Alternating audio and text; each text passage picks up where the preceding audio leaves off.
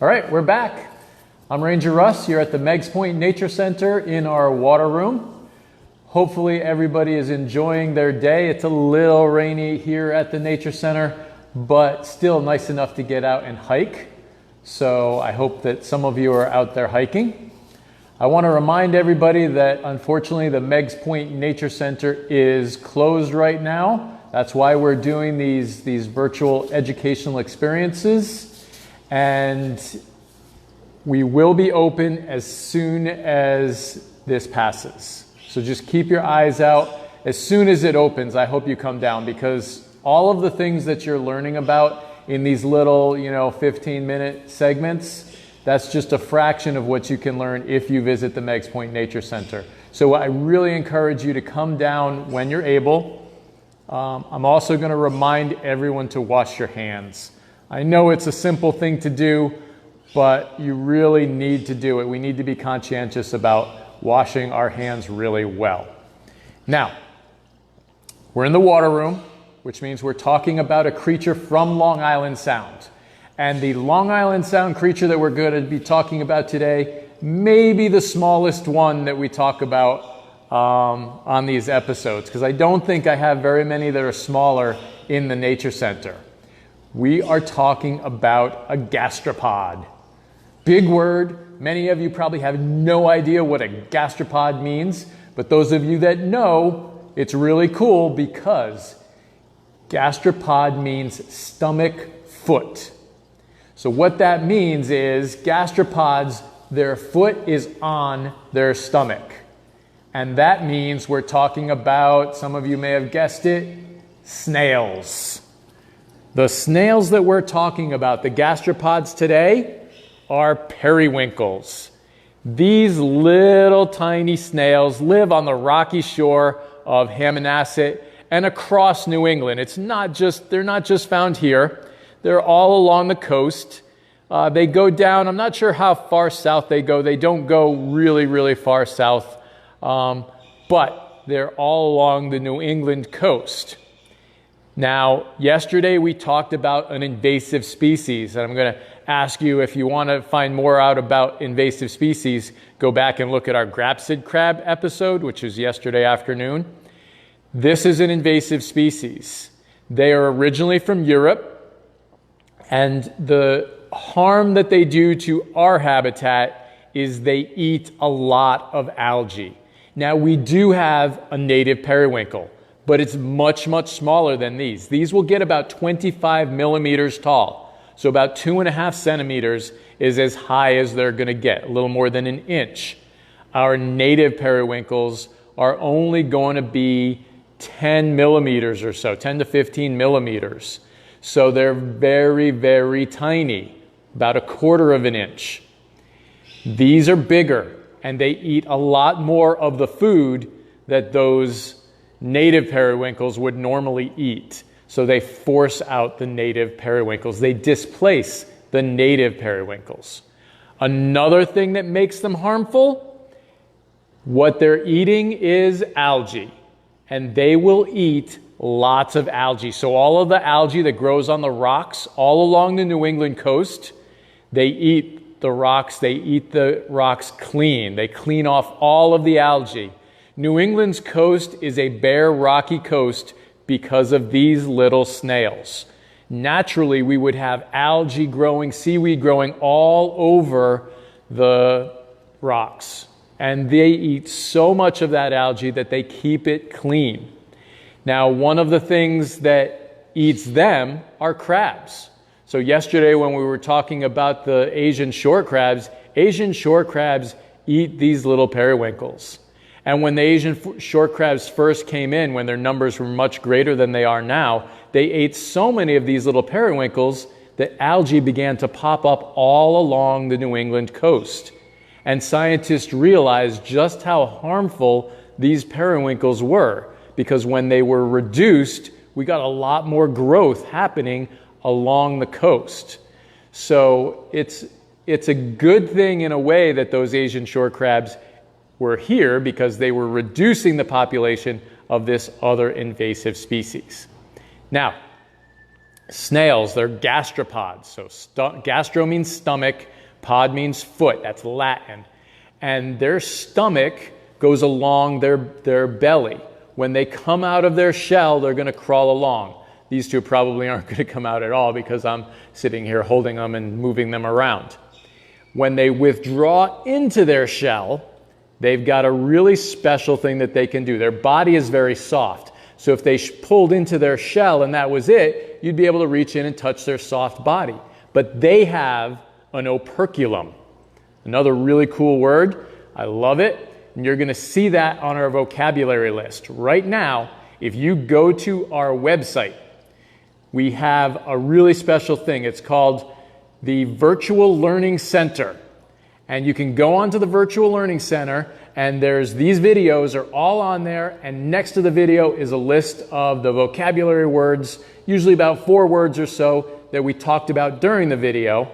And then you can download, right now we have a word search on there, so you can download that, you can print it out, and you can search for all of those vocabulary words that we've included. So you've got videos, vocabulary words, a word search. We're going to be putting more on there as we go. So operculum, that's a word to remember. Inside of this little snail, now I don't know if it's going to come into focus being this close, but there's a little trap door. It's made of the same materials as my fingernails. And that is the little armored door that when this snail pulls in, he closes his operculum.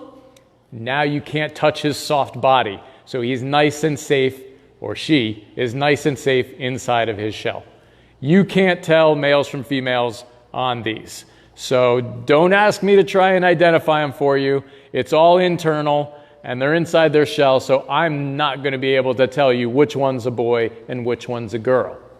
Now, we talked about, an invasive species. The crabs multiplied faster. These guys do multiply very fast, but their big advantage over the native crabs is their size.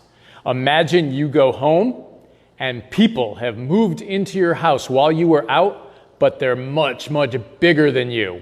They just push you aside, they eat all your food, they're sitting on your couch, and most of all, they like to play your video games, so you all have to go outside and enjoy nature with me. Okay, so we've got these little snails. They are grazers. That means they're eating the algae. Just like cows graze grass, they graze algae. That's what they like to eat. People actually used to eat the periwinkles. So the Asian shore crabs eat them. We eat them as well, or we used to. They were very popular. Not as popular any longer. I doubt any of you out there have tried snail, but people do eat snails. Okay, we've got a few things going. How much algae does it eat? So obviously it's a very small animal, so it's not eating a lot of algae. They will eat a stripe of algae. Sometimes in our tanks, if we get algae growing on the glass, they'll go up and eat a stripe of algae. So usually they'll do 2 stripes, their body width about 2 feet long in a day. That's typically what I see them eat. But if you imagine the thousands and thousands of them all over the rocks, they're going to eat a lot more algae than just the ones that we have in our tanks. Okay, why are their feet on their stomachs? It's just how their body is put together. When they come out, their stomach is along their belly, and that is their foot. So that's how they got their name. They really are sliding along on their belly. Why is it bad that they eat algae? So in their native environment, where they're originally from in Europe, there were plenty of things that kept their numbers in control. They don't have the vast numbers of periwinkles that we have here. So they aren't harmful to the algae there. The algae is still able to grow. Here in New England, we don't have as many things that like to eat them. So their numbers get up more and they eat so much more algae than they would if they were in Europe. How old do they get? So most snails max out at 20 years. This smaller snail, you're going to probably see it at 8 years. That would be a really old one. The average is a lot closer to 4 or 5 years. Do gulls eat them? I have not seen gulls eat these little snails. They probably would take it in their mouth. They would be able to swallow it, but the shell would not be able to be digested, and they wouldn't be getting a lot of meat from it. So probably not a great food source for gulls, but that's a very good question. There are shorebirds out there that eat snails, but typically they use their beak to pull the snail out. And this snail isn't one of the major food sources for them. Can they find a new, do they find a new shell? You're thinking of a hermit crab. Hermit crabs don't grow their own shells. Snails grow their own shells. So this shell will grow and spiral with them. As it gets larger and larger, the shell gets larger and larger. So they start out really tiny and will grow into 25 millimeters, again, as big as they will get. Why are they always attached to the rocks at the beach? Great question. That's where they get their food, the algae that's growing on the rocks. So that's why the snail is attached to the rocks. And you can see this one is starting to come out. You can see and if you look really closely, you can see its antenna coming out. I don't know if my hand is steady enough to hold it without it moving, but it wants to focus on me, not on the snail.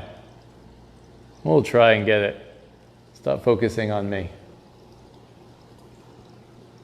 It's not working, is it? What's the downside? All right. Losing the algae? So these are going to be attached to those rocks, and that's why that's what they're eating, is when they're attached to the rocks. The harm that removing all of the algae does, you're taking a part of the environment away, a part of the habitat that would naturally be there. So that's a food source for other animals. And it can help produce substrate, which more things would be able to grow in. So it also provides a lot of cover. Having a lot of algae there can provide cover for other animals. Do they only eat algae? Yeah, pretty much that's all these eat. They're just eating seaweed or algae. We'll put that one back in the water. All right, do we have any other questions that I've missed? Sydney is gonna... How big is their population? Olivia wants to know. I don't know the exact numbers. There are millions of them along the Connecticut coast. Here at Hammonasset, we've got thousands. If you go out onto our rocky shore, you can see thousands of them. Do turtles eat them? Actually, there's a good question. The diamondback terrapin does like to eat them, especially when they're smaller. When they're this big, their shell's a little bit hard to break through, but the smaller ones, the terrapins can crack that shell and will eat them. People have some great questions here. Somebody asked, does it hurt them when we step on them accidentally? So the question is, does it hurt them if you step on them accidentally? If you break their shell, yes, that is going to hurt them. But if their shell withstands the pressure of your foot, then they can survive that just fine. They'll go inside their shell and won't even know that you were standing on them. Do they live in groups or are they individual animals?